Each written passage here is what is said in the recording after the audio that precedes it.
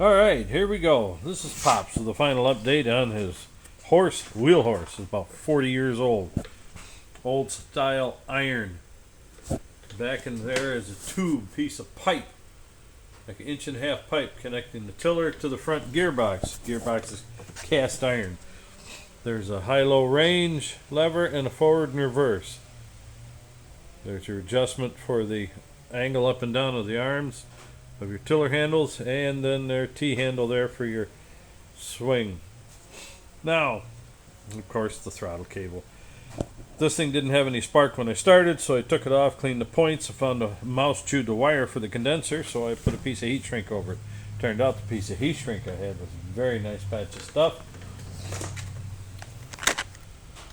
Wi-Fi that actually had glue inside of it. Very small stuff, too. It worked well.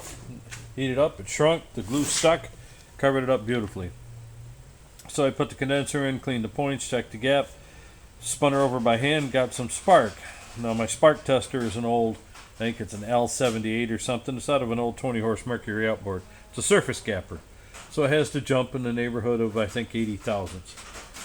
The surface gaps are designed to have the spark on them to get a little warm. They're for a two-stroke.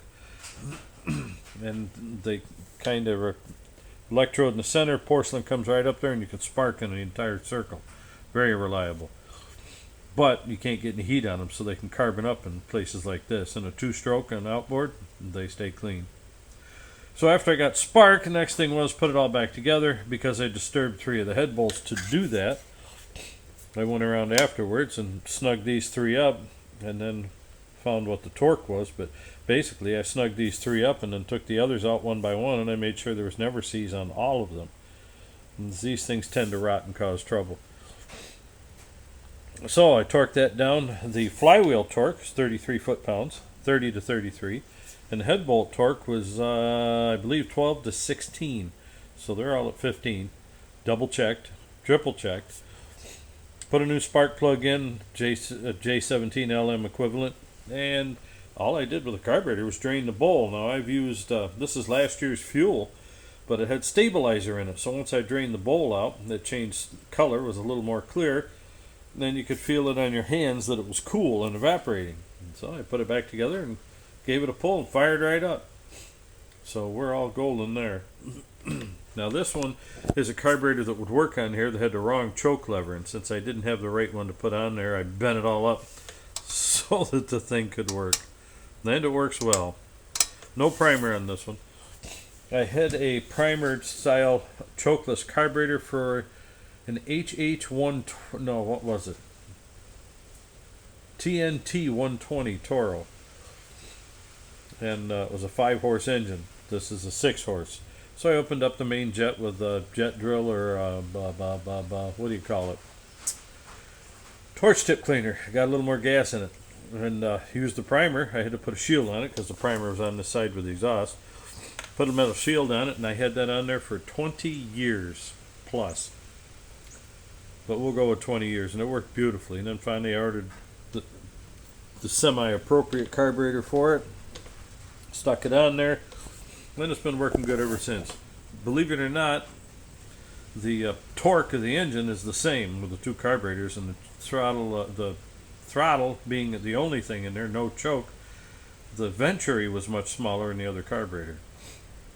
Alright, well, before I ran it, I changed the oil. That was pretty mucky stuff that was in there. Of course, it's been sitting for a while and worked hard last year. Now, for all of you naysayers out there, I have 10W30 normal motor oil in there now. Later on, I may switch to synthetic after it runs a while. Don't tell me not to use it.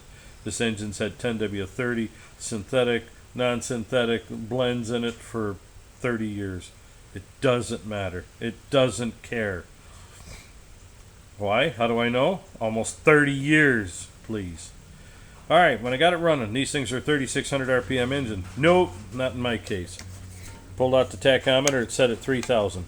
3,000 to 3,200 is my standard RPM setting for almost all small engines that are normally 3,600. Why? Because their torque is somewhere between 2,500 and 2,800 on almost all of them. And Kohler, the old one lungs, was 2,200 RPM. So I turned things down. So you lose horsepower. Yep. You don't gain any more torque, but you're closer to the torque peak. And this thing fired up and ran beautiful. Check the oil in the back. That was good. Now your T-handle is your actual fill. There's a plug on the bottom on that side, and the plug part above the axle, that's your fill hole level. And it's that high so that it goes down the tube back to your rear gearbox. That actually has a drain in it too. But usually if you pick the thing up in the air and move it forward, it'll drain almost all of it out anyway. So there we are. The next thing I'll be doing is lubing things up a little better. Lube the throttle cable. I already lubed up some of the mechanism there. Then that'll, and the height adjustment or depth adjustment in the back. The clutch, the bell crank for the high-low, and the bell crank bracket there for the engagement. And that will pretty much take care of it. They're very simple machines. Yes, this did have originally a tank here that was all rotted out. This thing sat for 10 years before we got it. So saying 40 years old is a guesstimate. I had to cut it off because I had this fuel tank laying around and build a bracket. No, I didn't have enough metal to make the other bracket. So I put a hose clamp on there to hold her, and it does very well. In fact, it vibrates less than it would have otherwise. Well, there we are. I know the original recoil my brother destroyed because he didn't know what a primer was after I told him 5 times. He kept telling me it was hard start, and I said use the primer, and he couldn't figure it out. I said primer's on the side of the carburetor. Push it 3 to 5 times. Tore the recoil up, and then left it sit for a year. Can I have my tiller back? Well, I gotta fix the recoil. Well, get it fixed. Well, you're not gonna fix it? No, you broke it. So anyway, that's where we're at here. Idle speed is 2,000 RPM. That's where I set it at. Why? Well, when you stop running it, it's at 2,000, and it gets a chance to cool down because it's cast iron block. It's an HH60, not an H60. It's been very good. I think this is after they modified. There's a rib that runs down the middle of the block in line with the crankshaft, and they cut a notch in the rib so the dipper goes deeper, because these things, well, they tend to tilt, especially when it's down on the ground. It'll tilt back. You need to check your oil level with the engine level, so even at this case I have to tilt it forward a little bit just to get it level. So, and if it's at this, you overfill it just ever so slightly, but I tend to hold it so it's level. There we are. There's your entire functionality of a Troy-built tiller. I put new tines on it 30 years ago, and it's been working great ever since. I say 30, it was probably 1991, somewhere in that neighborhood. 90, 91, 92 after I bought the house in Sharon Springs. So, and yes, these things are accurate. And this one I think is it's a Trace It. It's an actual German. And how does it work? Well, when you turn it,